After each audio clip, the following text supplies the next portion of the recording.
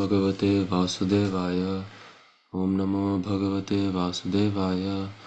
Narayanam Namaskritya Naram Chaiva Narottamam Devim Saraswatim Vyasam Tato Jayamudiraye. Srinvatam Swakata Krishna Punya Shravana Kirtana Siddhyantastu hi abhadrani vidunoti suhishritam Nasta prayeshu abhadreshu nityam bhagavata sevaya Bhagavati uttama shloke bhaktir bhavati naistiki. Krishna everyone, so today we're going to be reading from Srimad Bhagavatam, Canto 4, Chapter 19, verses 8 and 9. Starting with verse 8. Uhu salva rasanadya kshira dhadhyanna gorasan taravo bhuri varsmana prasuyanta madhuchuta. Translation.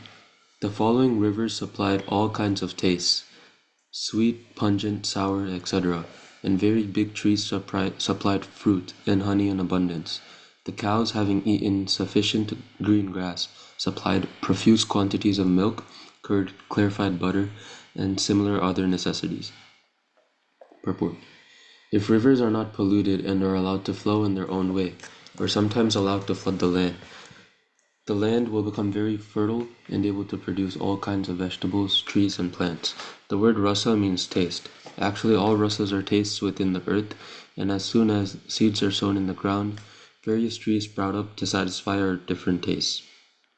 For instance, sugarcane provides its juices to satisfy our taste for sweetness, and the oranges provide their juices to satisfy our taste for a mixture of the sour and the sweet. Similarly, there are pineapples and other fruits. At the same time, there are chilies to satisfy our taste for pungency. Although the earth's ground is the same, different tastes arise due to the different kinds of seeds. As Krishna says in Bhagavad Gita 7.10, Bijamam Sarva Bhutanam, I am the original seed of all existences. Therefore, all arrangements are there. And as stated in Ishopanishad Purnamidam, complete arrangements for the production of all the necessities of life are made by the Supreme Personality of Godhead. People should therefore learn how to satisfy the Yagya Purusha, Lord Vishnu. Indeed, the living entity's prime business is to satisfy the Lord, because the living entity is part and parcel of the Lord. Thus, the whole system is so arranged that the living entity must do his duty as he is constitutionally made. Without doing so, all living entities must suffer. That is the law of nature. The words Taravo Bhuri Vashmanahat indicate very luxuriantly grown big-bodied trees. The purpose of these trees was to produce honey and varieties of fruit. In other words, the forest also has its purpose in supplying honey, fruits, and flowers. Unfortunately, in Kali Yuga, due to the absence of yagya, there are many big trees in the forest, but they do not supply sufficient fruits and honey.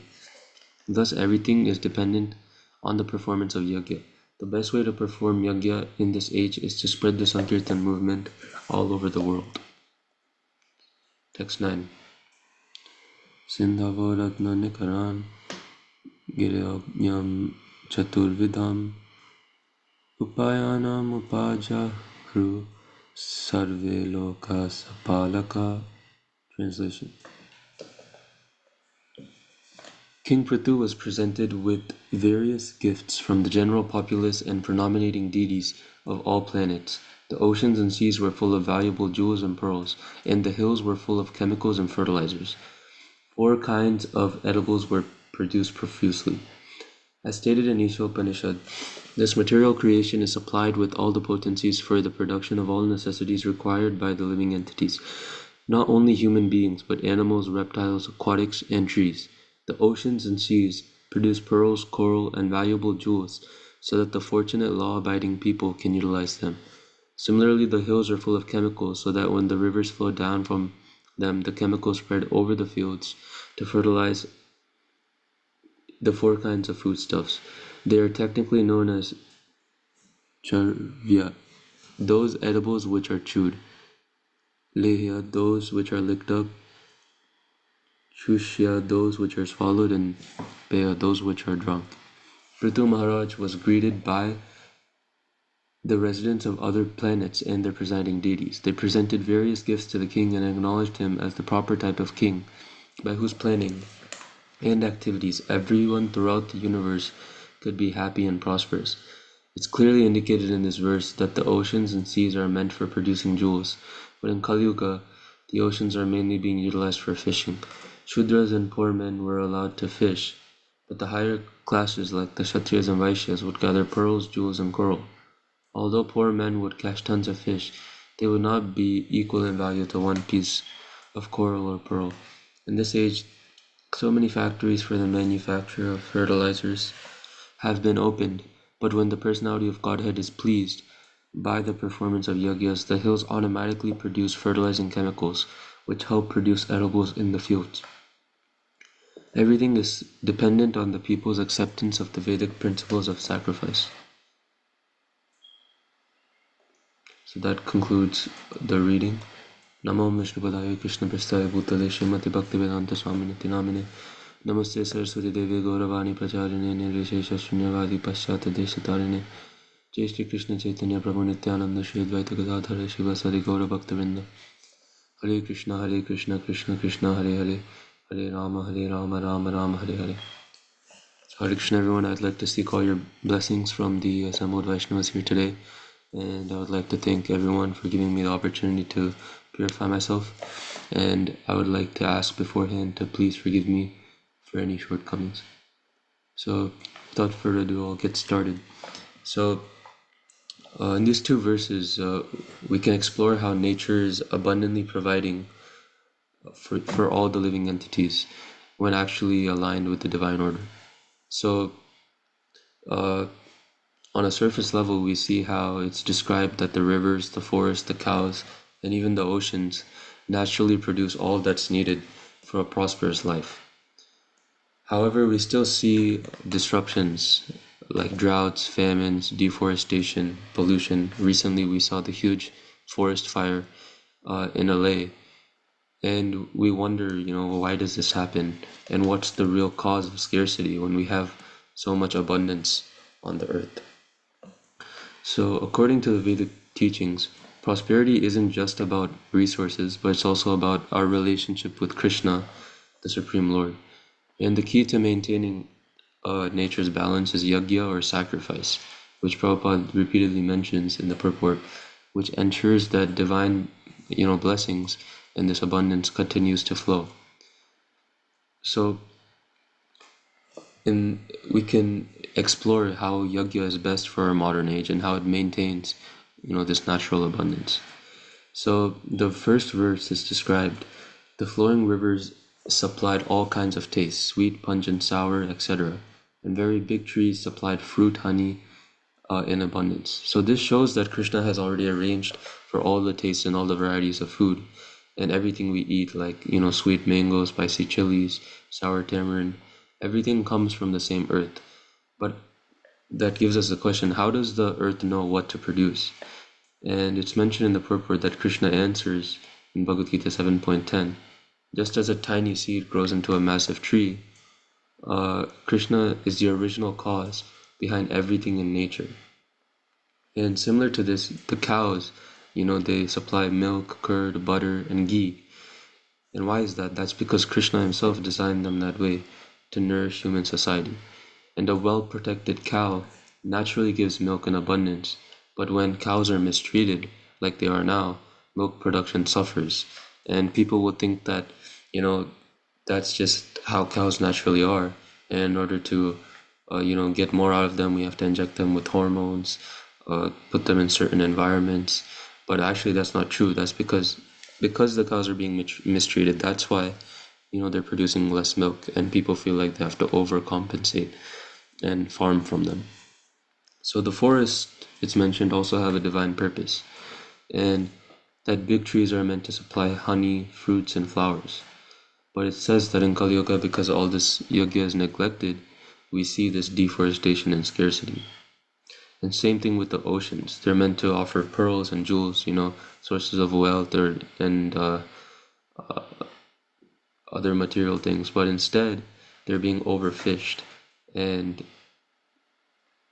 Similar to this, all the fertilizers that we find naturally occurring in the hills uh, are being replaced by all these artificial fertilizers and everything.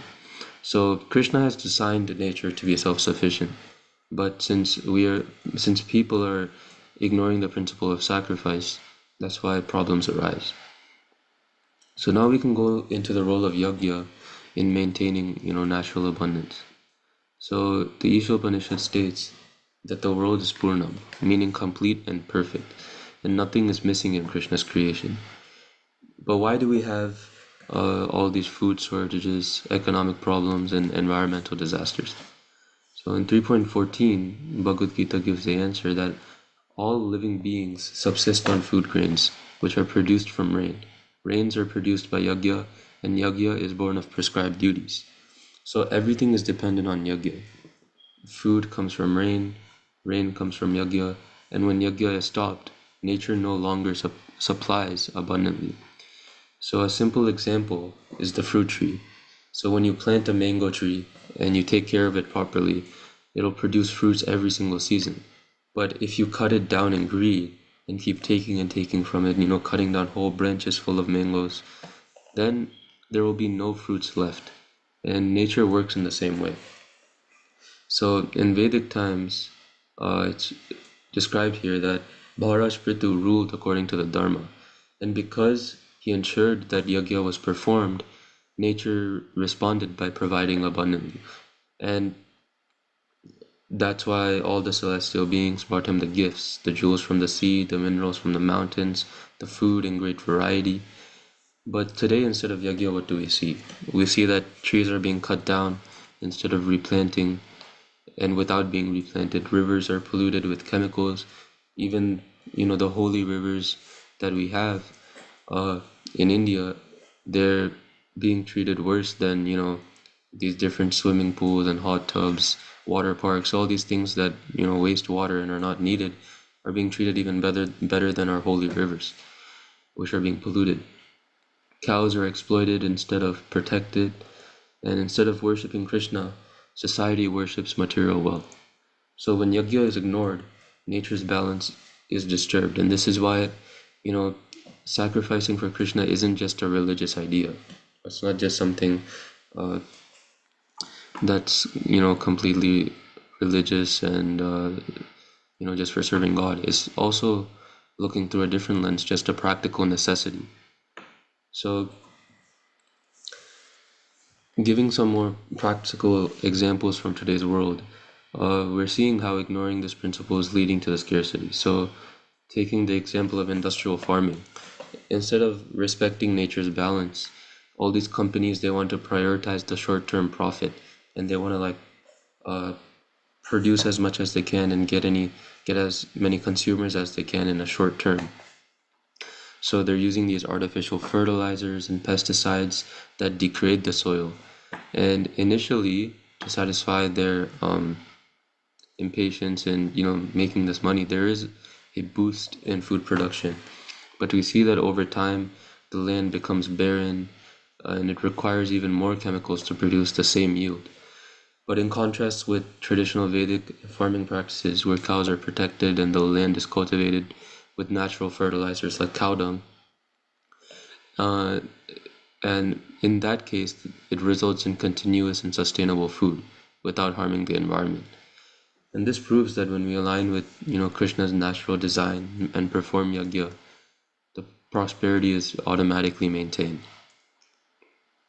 And another thing, which is one of the biggest issues in the world, is factory farming. So all this industrialized meat production releases an enormous amount of greenhouse gases, and this is particularly methane from cows and pigs and other animals, but mainly cows, kept in unnatural and confined conditions. And according to environmental studies, many studies have confirmed this. Factory farming contributes more to climate change than the entire transportation sector. But people, even though they know this is true, they think it's a necessity to do this factory farming. And no one's, we see everyone talking about, how transportation is such a big issue. to the climate, but no one's really talking about factory farming as one of the biggest issues. And all the waste runoff from these farms, they pollute the rivers and the groundwater, and they destroy aquatic life, making drinking water unsafe as well. So, comparing this with the Krishna conscious approach of cow protection, in Vedic society, cows were never slaughtered, and they were cared for and allowed to naturally graze, and this enriched the soil and maintained ecological balance. And they provided milk and dung and urine, which are essential resources for food, medicine, and farming, without pollution. So this shows that we exploit nature for selfish gains, we create the problems. But when we really respect nature and perform yajna, we'll truly see how nature is abundant and provides everything. So, what is this yajna that we've been talking about, and how can we restore this balance? So, in the previous ages, they had elaborate fire sacrifices that were performed. But in Kali Yuga, the scriptures recommend a much simpler and more powerful yajna. And this is the Sankirtan yajna, which we all know to be the congregational chanting of the holy names. Hare Krishna, Krishna Krishna, Hare Hare, Hare Rama, Rama Rama, Hare Hare. And we all know that Srila Prabhupada repeatedly emphasized that chanting restores balance, not just spiritually, but materially as well. So even though the main purpose for chanting is to please Krishna, it has so many benefits because that's what's truly needed for this world. So when people sincerely chant, their hearts become purified, and when hearts are purified, all the greed and exploitation reduces. And when people live in harmony with Krishna's will, nature automatically responds with abundance. And even scientific studies show that all these man-made efforts cannot fix nature's problems permanently, as we're seeing with the way that people are fighting this climate change and everything. It's like, although transportation also has to be converted into a clean energy form, the biggest problem is the greenhouse gases coming from all the methane from these cow slaughterhouses and everything. But people are ignoring that, and they're unable to actually fix nature's problems. But if we actually align with the divine principles, nature will naturally restore itself. And that's why Maharaj Prithu's governance was ideal. He ruled in such a way that he ensured yajna was performed, and as a result, everyone was prosperous. So if we too align with yajna, we can experience true peace and abundance in our lives. And that's a first step, before, eventually, if through Chaitanya Mahaprabhu's mission, the whole world can, come into one house and chant. But we can see that even if we chant and perform this yajna in our own small communities, we can see peace and abundance come into our lives. So the key takeaways from today is that nature is already complete, and Krishna has provided everything that we need. Second is that this abundance from nature depends on yajna. Without sacrifice, there's always going to be scarcity. And third, the best yajna for this age is Sankirtan yajna, which is chanting the holy names. And that purifies both individuals and society as a whole. So as we, go on, we can take moments to reflect. Like, are we really seeing nature as Krishna's gift? Are we really giving back to Krishna through yajna? And are we chanting his holy names, which is the easiest and most effective yajna? So by engaging in the Hare Krishna Maha Mantra, we can bring balance to our lives, our communities, and to the world. So that's one thing that after reading these verses, I kind of realized that we have to remember. So that's all I had for today's summary. So thank you so much for the opportunities, and please forgive me for any shortcomings. And I seek all of your blessings to be able to do this